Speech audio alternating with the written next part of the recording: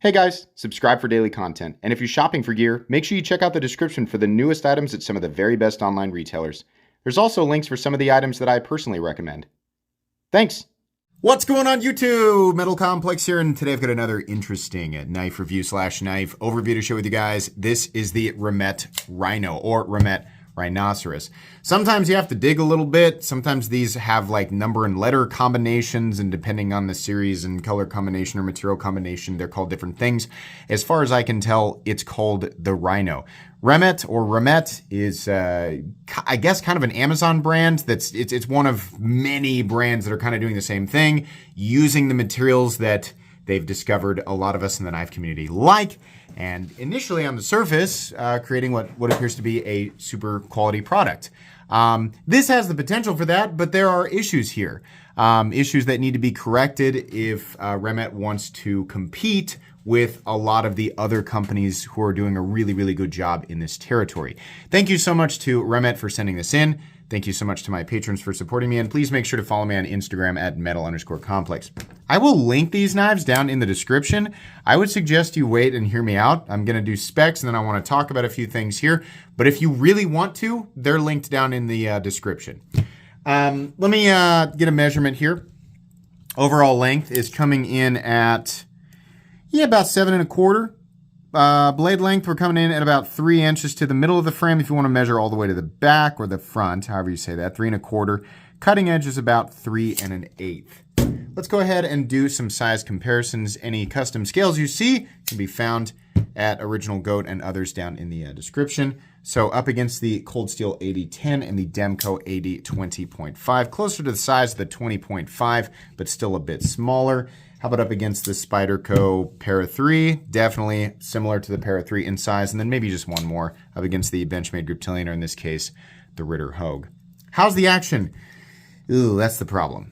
So let me say this. They're using 14C28N. I don't know what their heat treat is, but 14C28N is not a steel that people are like really getting wrong. I don't think it's number one, it's not a horribly expensive steel.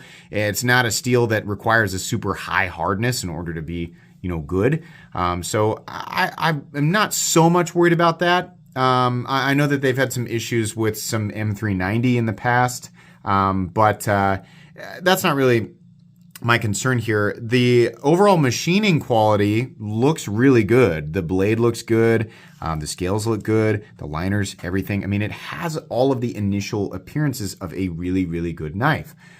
But where they're missing here, it's what I talked about in the unboxing, is with the action itself. It's really frustrating. This is something that I have experienced on some button locks, and for lack of a better term, I call it plunge drag. And the reason I call it that is because these locks, what they are, is they're plunge locks, right? But some part of it is not allowing the blade to fall. I mean, this is part of the draw of a button lock. Some people would argue with me and say, oh, you're getting too hung up over the fidgety, fancy smash. No, ease of manipulation is part of a good utilitarian cutting tool. I don't want to spend extra time trying to get my knife to open or close. I want to get back to what I'm doing. It's actually the exact opposite. A proper button lock, for those that would reference something like the Buck 110 being a no-nonsense knife, a proper button lock will open and close faster than an old school, back lock or something like that, something that's typically used as an example of a non-fidgety knife. It'll get the job done so much faster because you're just not screwing around with it, right? Now, you can swing this thing closed, that's fine, but then you're doing this weird thing where you're trying, it doesn't matter how much pressure I apply. A little bit of pressure, a lot of pressure, right? Pushing the button over and over again seems to kind of wiggle the blade in and out of this smooth area. But when you try to swing it closed, you're working against the potential bounce back and at the same time trying to figure out exactly how much pressure to apply to the button to get it. There we go. We got it after 3 tries, right? A good button lock, you'll just push the button, right? I think this actually is Civivi Elementum. You push the button and it's supposed to just drop into place, right? And once you get used to that, you can do it, right? Get the knife out, make your cut, and then put it away without having to think about it. This causes you to have to mess with it a little bit. Beyond that, just in terms of machining quality and tolerances, no, this isn't acceptable, right? I mean, yeah, okay, the price tag is it's $55 and 14 cents on paper with the materials. That's all great. But, you know, if this had come out in like 2012, wow, yeah, great. But here in 2023, I don't know about you guys, I can think of about 20 companies that can make this exact knife and make it better for right around the same price tag. The action should not be something that companies are still trying to figure out. It should be simple. Now, they sent me another one, and I assume it was in response to the unboxing video. This just showed up, and I thought, oh, okay, I just got a poopy one, right? Nope. Same thing. Same exact thing. It's exactly the same. It's so similar that the precision failure is perfect. This means that it's likely just some sort of machining adjustment that needs to be made on the manufacturing end to get this right? This is why this is so frustrating, because all the elements are here for this to be really good, but the action kills it. This is why people buy button locks. They're not just buying the material. They want the fidget factor, right? They want that. On top of the fact that when these types of knives are made correctly, they do make good cutting tools. Absolutely. Now, a lot of you might say, well, just loosen the pivot a little bit. The pivot's probably too tight. That's a good idea. We should do that. So real quick here, let me go ahead and just make an adjustment to the pivot. Oh, darn. It's free spinning. Please. Not just Remette, but to every company manufacturing knives in 2023, for the love of all things that are good and holy on this earth, please make your pivots captive. Trap the pivot. Keep it from spinning so that we don't have to do that stupid thing. Where we have two drivers. It won't matter anyway, guys. I'll tell you why. As these sit, they have side-to-side play, which means they're already loose. Even if I do loosen the pivot and it makes it to where it drops, great. Now it's even more wiggly. This is a problem. Remette, a good button lock will have no blade play, up, down, left, or right. Very minimal stick. A little bit on a plunge lock is kind of expected because you have a cylinder being pushed into an area of the tang that's cut out to accept it. So there's a lot of surface contact, right? So I'll let a little bit of that slide. I'm not a monster, right? But it also falls. It falls shut. This is, I hate it. I'm sorry. I'm normally not so critical. A lot of people watch my channel and they assume this guy doesn't do a bad review, right? All this guy does is just talk about how great everything is. I got a long, my glass half full, right? My glass is mostly full, but when something so simple is done incorrectly, especially with a company who can clearly manufacture something nice, it bothers me, right? You guys got to know. I want you guys to know, right? Remette, I know you guys can make a good knife with a good action, but you can't. I know somebody picked this up and was like, well, good enough. I know that because both of these are exactly the same, right? It's not good enough. It's got to be better, right? So there you go. The action sucks on this knife. I'm sorry. I don't like it.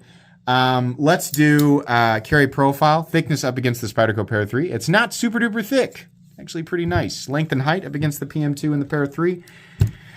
It's actually a pretty compact knife. I mean, it's shorter than the Para 3. It's way shorter than the PM2. Nowhere near as tall. Yeah, that's fine. Pretty good carry profile. So what are we looking at for materials? Like I said, 14C28N. We've got micarta and we've got some steel liners. All nice, right? All really good for this territory. Weight. The weight on this knife, I doubt that they're different, but we'll weigh them both. 3.67 ounces. Pretty good. Yeah, nice. It's, this is the part that's so frustrating because a lot of the other specs here are really good, right? The action coming out, right? We didn't really talk about that. The thumb studs are in a great place. You can deploy this. Listen, to be fair, if you buy this knife, it's going to work. It's going to work, right? But, I mean, when your competition has everything right, why would you spend the same amount of money to get kind of almost the same thing? So the question is not, will it function as a knife? Of course it will. Of course it will function. It's fine, right? But it's just like, I just, it's so silly to be getting these things wrong. It's not like there's tons of companies out there who are just like, I don't know, we can do this right, but we're still kind of catching up here. And then, Remette's like, well, we can do everything else right. We're still kind of catching up in the action. That time period doesn't exist. It passed a long time ago. It's in the early, 2010s or before that, right? So that's why I'm getting so hung up on this. But anyways, let's go ahead and do the hardware check. You guys already saw that the pivot's a T8. These screws back here are T6, which, okay, fine. There's just a couple of screws on each side. There's nothing wrong with that. The construction here is pretty simple. You can take it apart, put it back together. As long as you have the right tools for the job, which I have. You can find those down in the section of my description that talks about the tools I use on this channel. Very inexpensive and very recommendable if I've not said that before. But yeah, let's go ahead and measure blade stock thickness here real quick. Yeah, there we go. Blade stock thickness is coming in at 115 thousandths, so not super thin. The rest of this review is going to go right about how you guys might guess. The ergonomics are all right. They're not bad at all. In fact, they're pretty good. I actually like the profile of this knife. I like how it looks, right? It's, again, has all of the traits of a good, inexpensive pocket knife, a premium Chinese-built pocket knife. The blade is, not super duper thin behind the edge, but thin enough, right? Good looking fuller, nice swedge, plenty of cutting edge. I like how the body sort of molds to accept the thumb studs, which again are pretty good, right? The front flipper also, kind of, right? I mean, you're using the plunge lock as the detent, and I don't know that little unicorn horn is quite tall enough. You can get it, but it's not super satisfying. The micarta looks good. The steel liners are machined properly. There's a little lanyard bar back here, a little back spacer. Pocket clip is nested deep here, and it's actually a really great pocket clip. I think Civivi could take a note from Remette on this one. Remette, the action sucks on this knife, but man, you guys can make a good pocket clip. Civivi, right here. This is how you should make a pocket clip. No mounting position for lefties, though. That's kind of a bummer. It is really important that if you are new, this is another reason why this bothers me so much. If you're new to the knife world, you're coming into the knife world in a really cool time period, right? There's way more people interested in knives all of a sudden. So there's a much higher demand. A lot of companies have picked up on this. Now, there are companies like Civivi and I would say, Kubi or QSP, who are known for making a quality product. Now, these companies screw up every now and then, but it's just a small percentage chance. It's an anomaly, right? They make good products. Then all of a sudden, once a lot of companies figured out, hey, there's a market here. So all these companies are popping up with their own stuff, right? A lot of them are just making the same thing. They're just like, oh, they want 14C28N, G10, and micarta. All right, machine that really nicely on the outside, and then we can skip on some other things and put a really low price tag on it. And people pick them up because they don't know better. They don't know that the competition that's been there longer is making the same thing, but way better, right? So don't get taken advantage of. Remette, if you want to be competitive in this knife world, you have to get the action right, because people like me and other reviewers will point it out. Right? It's not enough to have these materials and charge $55 for it. You have to get the other stuff right too. Don't do a non-captive pivot. That sucks. That's annoying. People don't like that, right? The action, especially the action is super important on any knife, right? But on a button lock, we got to be getting that right. And we can't have side-to-side play from the factory. We can't have that. These problems, these issues were all eliminated with your competition a long time ago. So this stuff has to be worked out. If listen, I could choke down a non-captive pivot. I have before, fine, right? But having both knives perfectly exactly the same, the action sucks exactly the same on both of them. And the lockout also sucks exactly the same on both of them. It just tells me that there's some adjustments that can be made that will make these good. If we can make those adjustments and make them, consistent, right? And also make sure that whatever the blade steel is. I'm sure the 14C28N is fine, but if you're working with premium steel, get that heat treat right. If you're working with non-premium steel, get that heat treat right. Those are things that matter, right? And the people who are, talking about these things will absolutely point them out. So get these things right, and then, then you're in the competition zone. But as of right now, I've handled a few knives from Remette that I am just, I don't like them very much. I'm willing to give them a chance, but I'm just not super happy with these. So this is a different type of review. I'm sure there's a little bit different tone, right? But there's a lot of companies out there that are just making kind of sloppy products, and it's annoying. So that if it continues, I just don't cover them on this channel. So anyways, I do appreciate Remette for sending these out. I'm just not super duper impressed with them.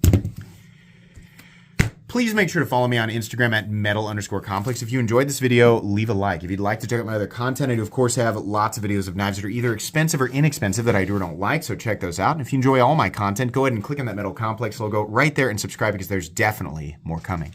Thanks again for watching, everybody, and have a great day.